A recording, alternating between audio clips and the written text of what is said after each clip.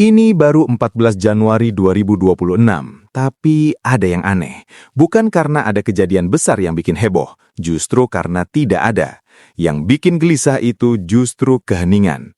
Tapi kalau kamu cukup peka, kamu akan rasakan ada yang berubah. Belanja bulanan kamu bulan ini dibanding bulan lalu terasa lebih boros kan? Padahal barang yang kamu beli itu-itu aja.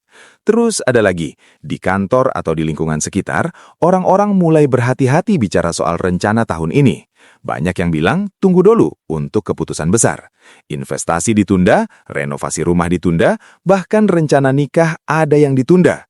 Nggak ada yang salah dengan kehati-hatian, tapi kalau terlalu banyak orang yang nahan napas dalam waktu bersamaan, itu tanda ada sesuatu. Dan sesuatu itu sudah mulai bergerak sejak awal Januari ini. Hari ini kita bakal bedah tanda-tanda halus yang mungkin belum kamu sadari. Kenapa tahun 2026 ini terasa beda sejak hari pertama? Apa yang sebenarnya terjadi di balik layar ekonomi global 2026?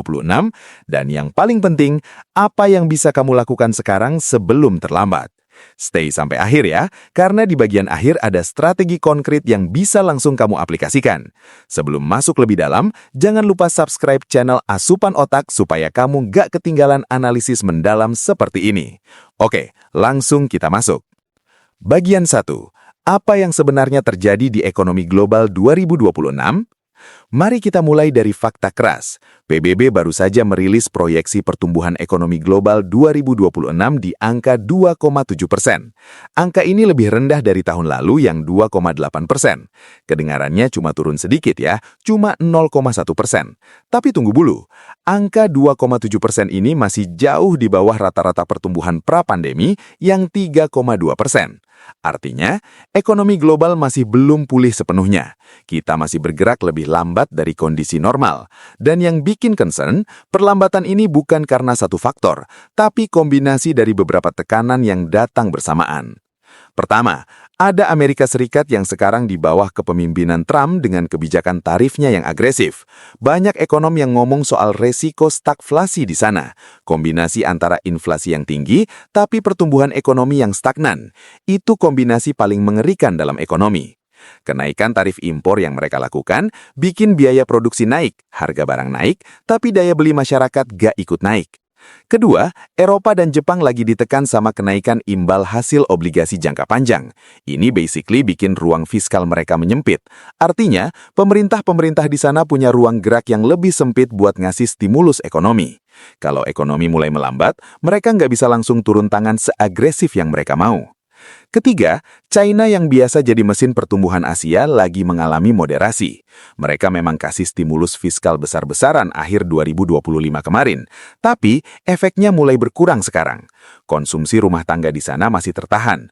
Orang-orang China masih lebih pilih nabung daripada belanja.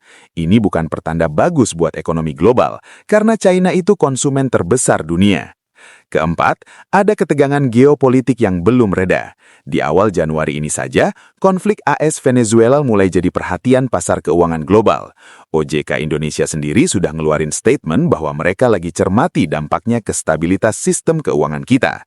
Meski belum langsung kerasa sekarang, dampak jangka menengah dan jangka panjangnya bisa signifikan. Nah, sekarang pertanyaannya, kenapa semua ini penting buat kita yang di Indonesia?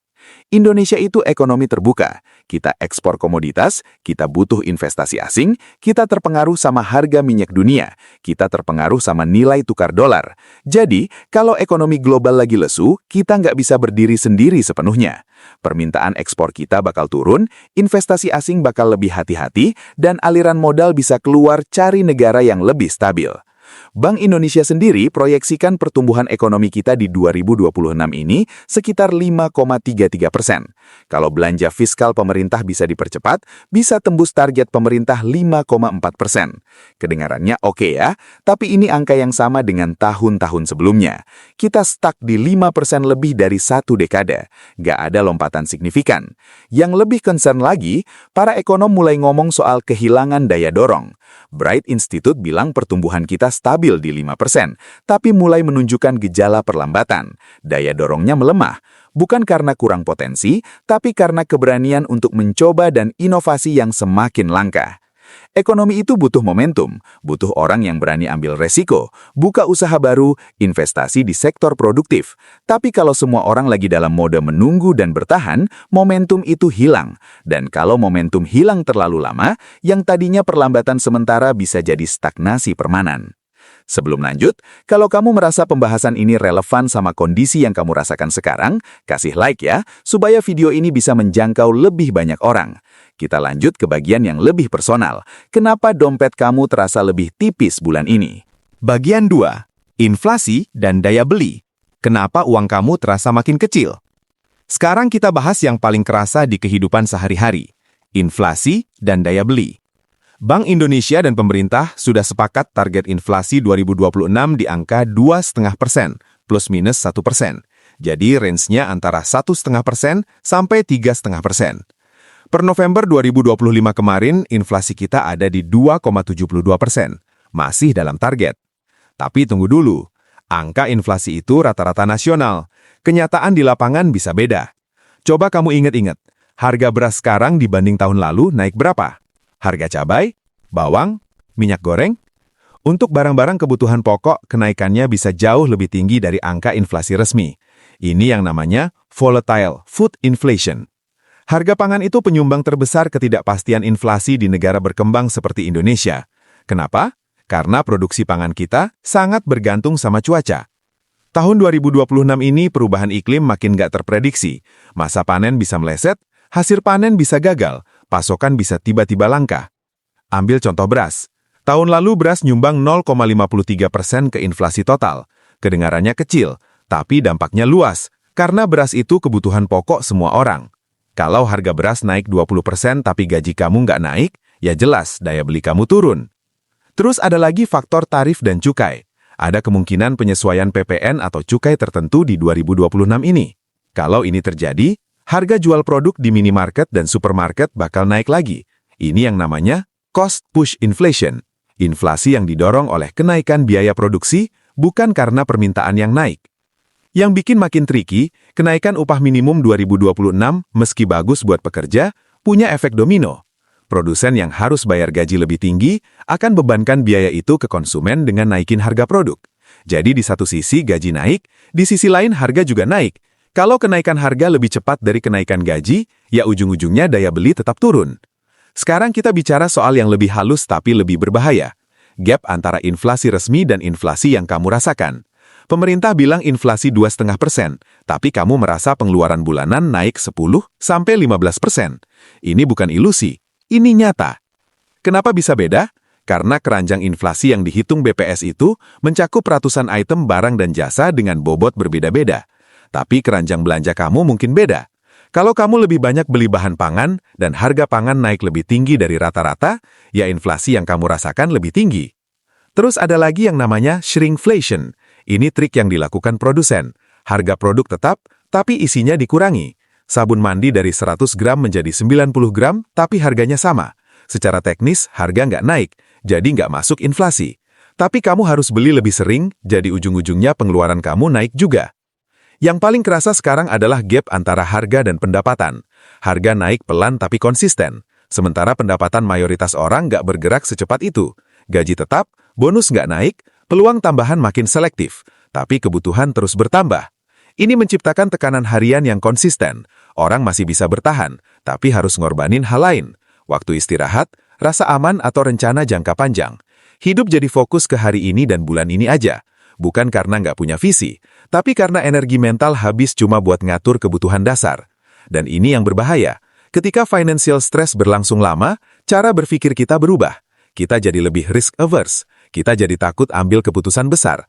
Kita jadi lebih fokus survive daripada thrive. Dan kalau terlalu banyak orang masuk ke mode ini, ekonomi secara keseluruhan kehilangan momentum. Bagian 3, teknologi dan perubahan dunia kerja. Tren yang harus kamu pahami. Sekarang kita geser ke topik yang nggak kalah penting, teknologi dan perubahan dunia kerja. Kenapa ini relevan sama kondisi ekonomi 2026? Karena teknologi lagi mengubah lanskap pekerjaan dengan kecepatan yang belum pernah terjadi sebelumnya. Di awal Januari 2026 ini, CES atau Consumer Electronics Show baru aja digelar. Ini pameran teknologi terbesar dunia. Dan tren yang muncul tahun ini, AI, AI, dan AI. Tapi bukan AI yang kamu kenal 2 tahun lalu. AI sekarang jauh lebih canggih. Yang paling menonjol adalah yang namanya Agentic AI. Ini AI yang nggak cuma ngejawab pertanyaan atau bikin konten. Ini AI yang bisa ambil keputusan dan eksekusi tugas secara otomatis tanpa pengawasan manusia terus-menerus. Bayangkan, kamu kasih tugas ke AI. Atur jadwal rapat dengan semua stakeholder, cari vendor terbaik, analisis data pasar, dan bikin laporan lengkap. Dan AI itu bisa kerjain semuanya sendiri. Kedengarannya keren ya, tapi sekarang pikirin, berapa banyak pekerjaan yang basically adalah ngatur jadwal, koordinasi vendor, analisis data, dan bikin laporan. Banyak banget. Dan kalau AI bisa ngerjain ini semua lebih cepat dan lebih murah, perusahaan bakal mulai substitusi tenaga kerja dengan AI. Survei McKinsey bilang, 78% perusahaan di dunia udah pakai AI. Dan riset lain bilang, AI berpotensi otomasi sampai 70% pekerjaan harian. 70%, ini bukan angka main-main. Terus ada tren AI masuk ke dunia fisik, nggak cuma digital lagi. Ada yang namanya physical intelligence, AI yang bisa belajar dari fenomena fisik seperti getaran, suara, magnetik, gerakan. Ini bakal diterapkan di robotika industri, warehouse automation, bahkan robot humanoid yang mulai diproduksi massal akhir 2026 nanti. Di Indonesia sendiri, adopsi AI di tempat kerja mulai meningkat, tapi ada gap yang mengkhawatirkan. Gap antara mereka yang siap pakai AI dan mereka yang belum. Kalau kamu udah bisa manfaatin AI buat produktivitas, kamu bakal jauh lebih valuable. Tapi kalau kamu belum ngerti cara pakai dan ngelola AI, kamu bakal tertinggal. Ini bukan soal programming atau skill teknis. Ini soal AI literacy, kemampuan ngasih instruksi yang tepat ke AI, verifikasi hasilnya, dan pakai AI sebagai tools buat ningkatin kualitas kerja kamu. Di 2026 ini, AI literacy bakal jadi sepenting kemampuan baca tulis. Terus ada tren lain yang kerasa banget, remote work dan gig economy. Pandemi udah mengubah cara kerja permanen. Banyak perusahaan yang sekarang lebih fleksibel soal lokasi kerja. Ini artinya kompetisi buat pekerjaan nggak cuma lokal lagi, tapi global. Kamu bisa ngelamar kerja remote di perusahaan Singapura, Australia, atau Eropa. Tapi sebaliknya, orang dari negara lain juga bisa bersaing buat posisi yang tadinya cuma buat orang lokal. Gig ekonomi juga makin besar. Makin banyak orang yang jadi freelancer, part-time, atau project-based worker. Ini kasih fleksibilitas, tapi juga ketidakpastian. Nggak ada jaminan penghasilan tetap, nggak ada benefit seperti BPJS dari perusahaan, nggak ada jenjang karir yang jelas. Buat sebagian orang, ini kebebasan. Buat sebagian lain, ini ketidakamanan. Dan kalau kondisi ekonomi lagi nggak pasti seperti sekarang, ketidakamanan itu makin kerasa. Bulan ini dapat proyek bagus, bulan depan bisa sepi. Hidup jadi kayak roller coaster. Nah, sekarang gabungin dua tren ini. AI yang makin canggih dan perubahan struktur kerja. Apa artinya buat kamu? Artinya kamu harus adaptasi cepat. Kamu harus invest di skill yang gak gampang diotomasi. Soft skill seperti komunikasi, empati, kreativitas, dan problem solving kompleks, ini semua masih susah buat AI. Hard skills juga tetap penting, tapi pilihlah skill yang komplementari sama AI, bukan yang kompetitif sama AI. Contohnya, jangan cuma jago bikin konten standar, karena AI bisa bikin itu dalam hitungan detik. Tapi kalau kamu jago strategi, storytelling yang nyentuh emosi, atau understanding cultural context yang dalam, itu nggak gampang diambil alih AI. Kalau kamu merasa insight ini berguna, share video ini ke teman atau keluarga yang mungkin butuh informasi ini. Dan jangan lupa subscribe Asupan Otak supaya kamu tetap update sama analisis mendalam seperti ini. Sekarang kita masuk ke bagian final. Apa yang harus kamu lakukan sekarang? Bagian 4. Strategi konkret yang bisa kamu aplikasikan sekarang. Oke, kita udah bahas masalahnya. Sekarang saatnya solusi. Apa yang bisa kamu lakukan sekarang juga buat menghadapi kondisi 2026 ini? Gue bakal kasih strategi konkret yang bisa langsung kamu aplikasikan. Strategi pertama, audit keuangan personal. Ini paling basic tapi paling sering dilupain. Kapan terakhir kali kamu duduk dan hitung berapa total aset kamu? Berapa total utang kamu? Berapa cash flow bulanan kamu?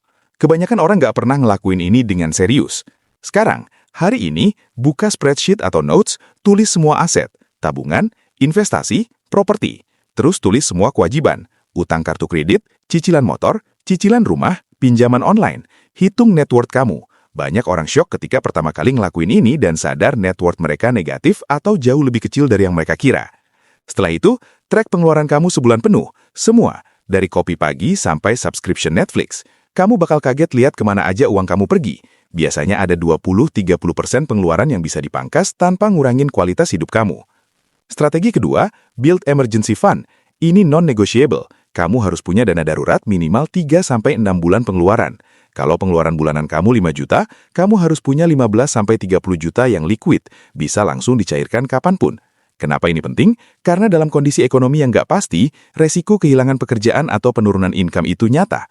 Kalau kamu nggak punya buffer, satu masalah aja bisa bikin finansial kamu kolaps. Mobil rusak, anggota keluarga sakit atau tiba-tiba kena PHK.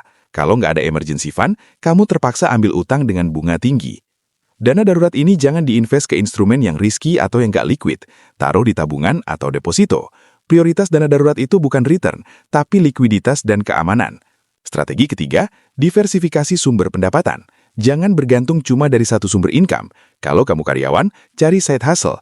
Kalau kamu entrepreneur, jangan taruh semua telur di satu keranjang. Bikin multiple revenue streams. Ini bisa freelancing di bidang keahlian kamu, bikin produk digital, jadi konsultan atau invest di instrumen yang kasih passive income. Poinnya adalah ketika satu sumber income turun atau hilang, kamu masih punya yang lain.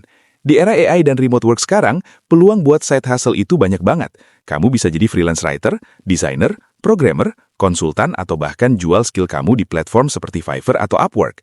Kamu bisa ngajar online, bikin course, atau jadi content creator. Yang penting kamu willing buat explore dan mulai. Strategi keempat, invest in yourself. Ini investasi paling valuable tapi paling sering dilupain. Invest di skill, invest di knowledge, invest di network. Ikut course, baca buku, hadiri seminar atau workshop, join komunitas profesional. Ini semua investasi yang nggak bisa diambil orang dari kamu. Khususnya di 2026 ini fokus ke skill yang future-proof, AI literacy, data analysis, digital marketing, problem solving kompleks, emotional intelligence. Skill-skill ini bakal tetap relevan dan valuable meski teknologi terus berkembang. Dan jangan lupa soft skills, kemampuan komunikasi yang baik, leadership, ability to work in team, adaptability, ini semua highly valued dan susah diotomasi. Strategi kelima, protect what you have. Pastikan kamu punya proteksi yang memadai. Asuransi kesehatan itu must. Satu kali sakit serius tanpa asuransi bisa menghabiskan tabungan bertahun-tahun. Kalau kamu punya tanggungan, consider asuransi jiwa juga. Jangan tunggu sampai butuh baru mikirin asuransi. Karena ketika udah sakit atau udah tua, premi bakal jauh lebih mahal atau bahkan nggak bisa diterima. Strategi keenam, mindful spending. Ini yang paling susah tapi paling impactful. Kamu harus lebih conscious sama setiap pengeluaran. Sebelum beli sesuatu, tanya diri sendiri, apakah ini need atau want? Apakah ini bakal nambah value ke hidup aku jangka panjang? Apakah ada alternatif yang lebih murah dengan kualitas sama? Banyak orang yang spendingnya impulsif. Lihat sale langsung check out, lihat influencer promoin barang langsung beli, lihat teman punya langsung pengen. Ini yang bikin pengeluaran membengkak tanpa sadar. Practice delayed gratification. Kalau kamu pengen beli sesuatu yang mahal, tunggu 30 hari. Kalau setelah 30 hari masih pengen dan masih bisa afford, baru beli. Seringkali setelah tunggu sebulan, keinginan itu udah hilang. Strategi ketujuh, build real assets. Fokus bangun aset yang punya nilai intrinsik dan bisa generate income. Ini bisa properti yang disewakan, bisnis yang profitable, skill yang marketable, atau portfolio investasi yang balance. Hindari lifestyle inflation. Jangan karena gaji naik terus naikin gaya hidup. Jangan karena ada bonus terus beli barang mewah yang nggak produktif. Setiap kenaikan income, alokasikan sebagian besar buat build assets bukan buat upgrade lifestyle. Di kondisi ekonomi yang uncertain seperti sekarang, mereka yang punya aset bakal jauh lebih resilient. Mereka punya passive income, mereka punya buffer, dan mereka punya optionality. Strategi ke-8, stay informed but don't panic. Penting buat stay update sama kondisi ekonomi dan pasar, tapi jangan sampai overconsume sama berita negatif sampai bikin kamu paralyzed. Ada bedanya antara being aware dan being anxious. Being aware itu kamu tahu kondisinya gimana dan kamu prepare. Being anxious itu kamu worry terus tanpa action. Yang pertama produktif, yang kedua destruktif. Follow sumber berita yang kredibel, understand basic economic indicators, dan adjust strategi kamu sesuai kondisi. Tapi jangan biarkan fear control keputusan kamu. Fear-based decision itu jarang bagus. Strategi ke-9, network and community. Build strong network baik profesional maupun personal. Di masa sulit, network bisa jadi lifeline. Peluang kerja sering datang dari network, business opportunity datang dari network, support system datang dari network. Jangan tunggu sampai butuh baru building network. Build dari sekarang. Kontribusi ke komunitas, help others, be genuinely interested in people. Relationship itu investasi jangka panjang. Bagian 5. Pasar saham Indonesia. Peluang di tengah volatilitas. Sebelum kita masuk ke strategi konkret, ada satu topik penting yang perlu kita bahas. Pasar saham Indonesia di awal 2026 ini. Kenapa ini penting? Karena pasar saham itu termometer ekonomi yang paling sensitif. Dia bisa kasih gambaran kemana arah ekonomi bergerak. Per 12 Januari 2026, IHSG berada di kisaran 8.884 setelah sempat nyentuh 9.000. Volatilitas yang cukup tinggi dalam beberapa hari perdagangan. Tapi kalau kita zoom out sedikit, sepanjang 2025 kemarin, IHSG naik 22,13%, kenaikan tahunan tertinggi sejak 2017. Impresif. Yang menarik, di awal Januari 2026 ini ada fenomena yang namanya January Effect. Ini pola musiman di mana harga saham cenderung naik di bulan Januari karena investor yang jual saham di akhir tahun buat ngurangin pajak, sekarang beli lagi.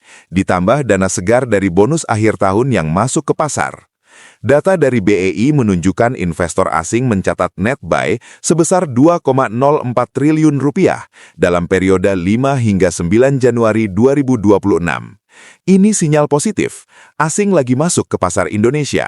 Mereka beli saham perbankan seperti BBRI yang net buy 653 miliar rupiah dan saham komoditas seperti ANTM yang net buy 628 miliar rupiah. Tapi ada yang perlu diwaspadai.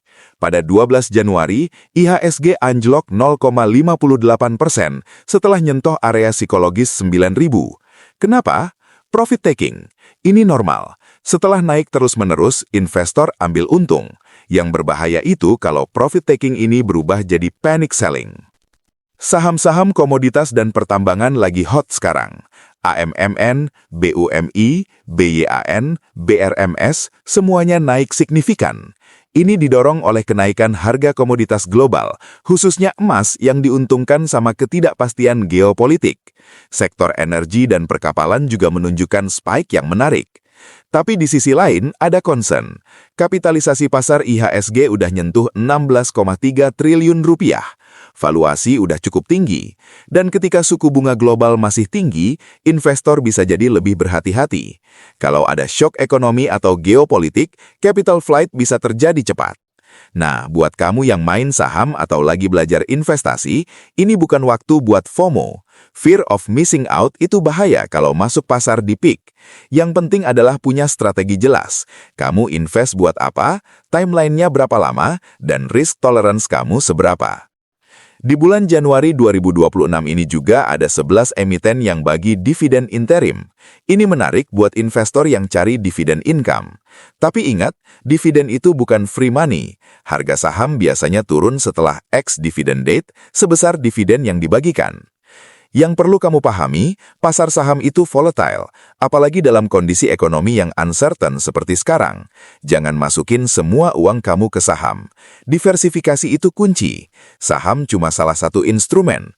Kamu juga butuh obligasi, reksadana, emas, atau cash untuk stabilitas. Bagian 6. Properti. Antara mimpi dan realitas.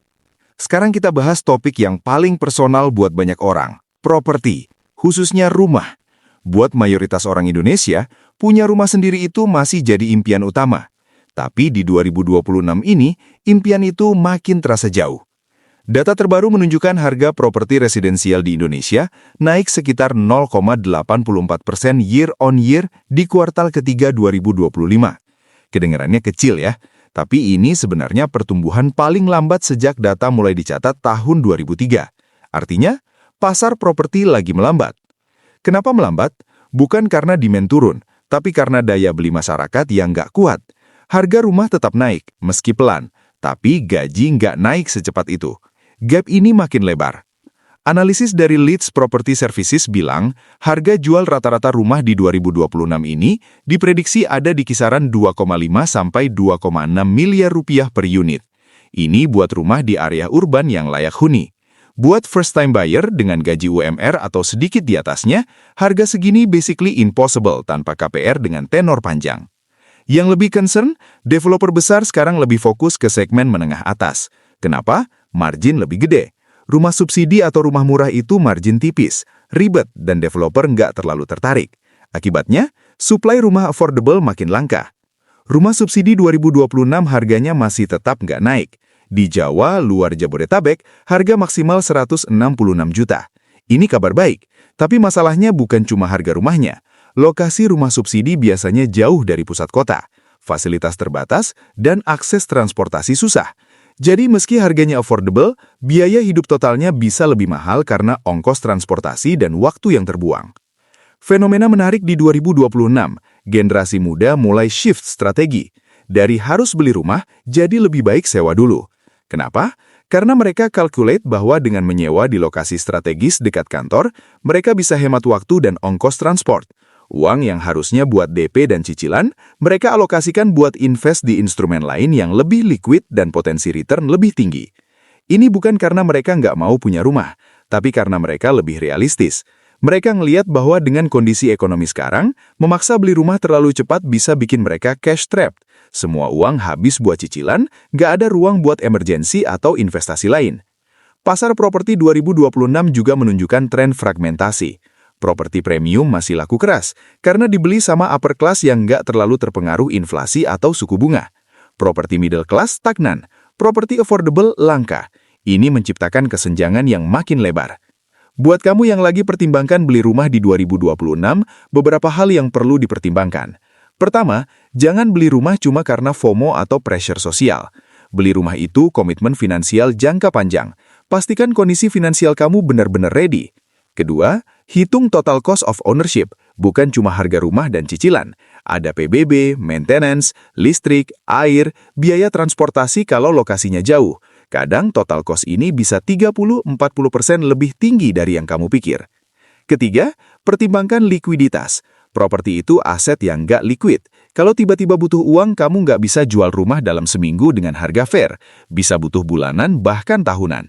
Jadi pastikan kamu punya aset liquid yang cukup sebelum masukin uang besar ke properti. Keempat, lokasi tetap yang paling penting. Better beli rumah kecil di lokasi strategis daripada rumah besar di lokasi terpencil. Nilai properti itu 80% ditentukan sama lokasi. Dan yang terakhir, jangan paksain. Kalau kondisi finansial belum memungkinkan, nggak apa-apa sewa dulu. Fokus build aset liquid dan skill yang bisa ningkatin income kamu. Rumah itu bisa menyusul nanti, ketika kamu lebih siap finansial. Bagian 7. Strategi konkret yang bisa kamu aplikasikan sekarang. Oke, sekarang kita masuk ke bagian paling penting, action plan. Semua pembahasan tadi nggak ada gunanya kalau nggak dieksekusi. Strategi pertama, financial check-up sekarang. Hari ini, bukan besok, bukan minggu depan. Hari ini kamu duduk dan bikin financial statement pribadi. Tulis semua aset, semua utang, semua pengeluaran rutin. Kamu perlu tahu posisi kamu di mana sebelum bisa decide mau kemana. Strategi kedua, emergency fund non-negotiable. Target minimal 3 bulan pengeluaran, ideal 6 bulan. Ini harus dalam bentuk yang liquid, tabungan atau deposito, bukan saham, bukan kripto, bukan reksadana. Likuiditas dan keamanan adalah prioritas utama emergency fund. Strategi ketiga, diversifikasi income. Di era AI dan remote work, nggak ada alasan buat nggak punya side income. Skill kamu itu aset, monetize. Bisa freelancing, konsultasi, ngajar online, bikin produk digital, atau apapun yang sesuai keahlian kamu. Mulai kecil nggak masalah, yang penting mulai. Strategi keempat, upgrade skill continue. Invest minimal 5-10 jam per minggu buat belajar skill baru. AI literacy itu wajib sekarang. Data analysis, digital marketing, problem solving, semua ini highly valuable. Jangan pelit invest di diri sendiri. Strategi kelima, debt management ketat. Kalau punya utang konsumtif, prioritaskan lunasi. Utang kartu kredit dengan bunga 2-3% per bulan itu killer. Bayar minimal cuma bikin kamu terjebak. Lunasi secepat mungkin. Strategi keenam, invest smart. Untuk investasi, diversifikasi adalah kunci. Jangan all-in di satu instrumen. Split portofolio. Sebagian di instrumen konservatif seperti obligasi atau reksadana pendapatan tetap, sebagian di instrumen moderat seperti reksadana campuran, dan sebagian di instrumen agresif seperti saham kalau risk tolerance kamu tinggi. Strategi ketujuh, lifestyle audit. Cek pengeluaran kamu 3 bulan terakhir. Pasti ada 20-30% yang bisa dipangkas tanpa ngurangin kualitas hidup. Subscription yang nggak dipakai, makan di luar yang terlalu sering, impulsif shopping, semua ini bisa dikontrol. Strategi ke-8, network actively. Join komunitas profesional di bidang kamu. Attend event, seminar, workshop. Network itu aset yang often undervalued. Peluang kerja, bisnis, kolaborasi banyak yang datang dari network. Strategi ke-9, stay informed actively. Luangkan 15-30 menit setiap hari buat baca berita ekonomi dan pasar. Nggak perlu deep, cukup update major development. Ini bikin kamu bisa anticipate dan adapt lebih cepat. Strategi ke-10, mental health priority. Jangan korbankan mental health buat financial goals. Balance itu penting. Istirahat cukup, exercise, quality time sama keluarga dan teman, ini semua bukan luxury, tapi necessity. Karena apa gunanya kaya kalau nggak sehat dan nggak happy? Yang paling penting dari semua strategi ini, konsistensi. Kamu nggak perlu perfect, kamu cuma perlu konsisten. Small progress setiap hari dalam jangka panjang akan compound jadi hasil yang signifikan. Dan ingat, every situation is unique. Strategi yang work buat orang lain belum tentu work buat kamu. Adapt sesuai kondisi personal kamu. Yang penting adalah kamu active taking control of your financial future, bukan cuma pasif nunggu keadaan membaik. 2026 ini membawa kompleksitas yang belum pernah kita hadapi sebelumnya. Ekonomi global yang melambat, teknologi yang berubah cepat, pasar yang volatile, dan daya beli yang terkikis. Tapi, di tengah semua challenge ini, ada satu hal yang pasti. Mereka yang prepared dan adaptable akan survive dan bahkan thrive. Awareness adalah langkah pertama. Action adalah langkah berikutnya. Jangan stuck di analysis paralysis. Mulai dengan satu langkah kecil hari ini. Besok, ambil langkah berikutnya, dan terus bergerak. Disclaimer penting. Semua yang dibahas di video ini bersifat edukatif untuk meningkatkan awareness. Ini bukan nasihat finansial profesional dan bukan ajakan untuk membeli atau menjual aset apapun. Setiap keputusan finansial dan investasi sepenuhnya tanggung jawab pribadi.